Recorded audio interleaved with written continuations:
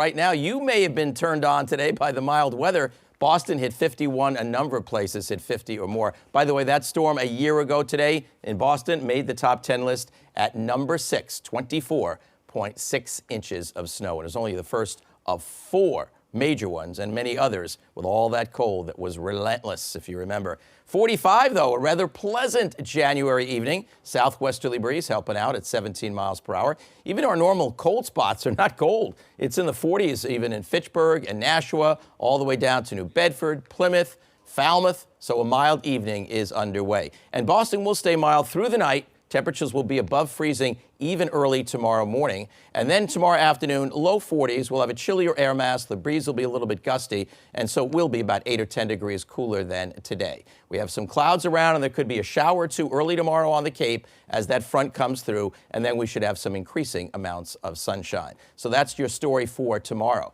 Now we move ahead to Thursday, and here's the way things tend to shape up as we go out in time. Well, actually, let's jump ahead to Friday, because even though Thursday will be a day that starts out chilly, it will moderate a little bit to about 39. It's really late Thursday night, Friday morning. We have to watch this. There'll be a storm in the ocean, and I think the bulk of it will stay out at sea, but there's an upper level disturbance that may link up with it to some extent.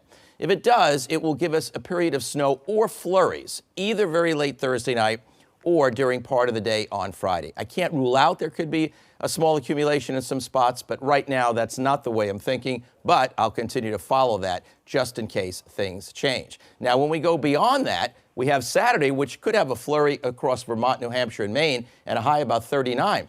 But look at this. It turns milder again for Sunday and on Monday. As a matter of fact, when we look at the temperature outlook for the next 6 to 10 days, or in the 6 to 10 day period, look at that, above average for the eastern half of the country, kind of the way it was in December, and below in the west. And as far as precipitation is concerned, during that period of time, there is a chance it would be above average. That, I think, is based on the chance that we could get some significant precipitation around the middle of next week. By the way, if I look beyond the 10 days, then it seems like colder temperatures want to come back at that time. So there's kind of a medium and long range look, so to speak. But as for tomorrow, figuring being 8 or 10 degrees cooler than today, and then temperatures near or just a touch above average into Saturday. Mild finish to the weekend and start to next week.